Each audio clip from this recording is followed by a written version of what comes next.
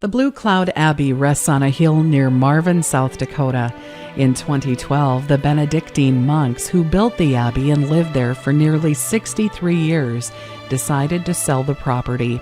And at that time, many wondered what the future would hold for the magnificent landmark on the prairie. 6 couples wondered the same thing, and about 2 months ago, they sat down to work out a plan to preserve the Abbey. We talked with Paul and Julie Trinan of Ortonville about this leap of faith. This hard-to-describe movement, and I don't understand it, but there was a group of us that had been talking about it a little bit, and then all of a sudden, the Oak Tree Classic comes along, and a friend of ours from Aberdeen was out for it, and he brought up the Abbey to me, and I just was dumbstruck that you're thinking about something with the Abbey? Julie and I went over to Aberdeen the next day, started talking, got nervous, got scared, got crazy, and then there was just this desire, this impulse, this movement to put an offer in on the Abbey.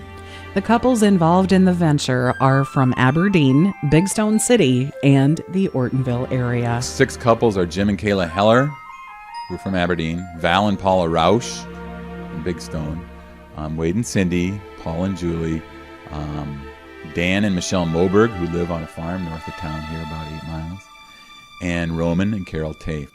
Julie Trinan shared some of the ideas that the group has for the property. Well, we have a lot of ideas of things that we are thinking about doing. Of course, the main one is to continue on with some retreat work that the monks, did while they were there. We have several people in our group that have done retreat work in the past, and that's probably the main thing that we're thinking about doing. We've also talked about opening it up as an inn for people to stay, even whether it's one night, weekly, monthly, corporate events, weddings possibly in the future. On the retail end, to Dan Moberg from Clinton, he has got a vineyard, and we're going to be moving all of his vines out there next spring. 4,000 vines with the idea of making wine and selling it. We've had a lot of different ideas, and people that find out about it are offering more ideas. We are opening up the feedlot that the monks had and haven't used for years, and we're going to be having cows coming in December. There's a huge area to grow a garden. I'm not sure, there's a greenhouse there. There's just probably more ideas right now than we can tackle all at once, but there's just a lot of possibilities. She added that since the property was for sale for such a long period of time, some of the fixtures are no longer there. But now, as word spreads about what the group is doing to preserve the property, people are offering to give things back. Unfortunately, when the place was going for sale and was for sale for so long without any response, a lot of people went in and started asking for things. And the monks didn't want to see the stuff just go to anybody. So, the church is pretty much empty now. The altars are gone, the crucifix is gone, the stations of the cross, and different things have been taken from the Abbey because they meant things to people. But now that they've found out what we're going to be using it for, people are wanting to return some of those things. Roncalli was going to get some of the altars, and they said, no, they belong out there if you guys are going to keep it a sacred space. The big crucifix that was over the main altar, we've seen pictures and stuff, and we thought, what are we going to do about that? How are we ever going to find something like that? The monk that took that, because he didn't want to see it sold off, he's asking us if we'd be willing to take it back because he wants it back in its rightful place. So there's just been so many blessings and so many people coming forward, with offering the help, the prayers. The sale of the Abbey to the group known as the Abbey of the Hills Inn and Retreat Center is scheduled to close on December 6th. They have filed for a 501c3 status, but it takes months for that approval to be granted. In the meantime, Big Stone Area Growth will process tax-deductible donations on their behalf. While there is no active Big Stone County involvement in the project, Big Stone Area Growth will, as it does for other entities, act as a pass-through agent for collecting donations. There are several Big Stone County residents involved in the project, and this challenging and rewarding project could be of a benefit to the entire region. Paul told us that it costs approximately $80,000 a year just to heat the Abbey. That doesn't include other maintenance expenses.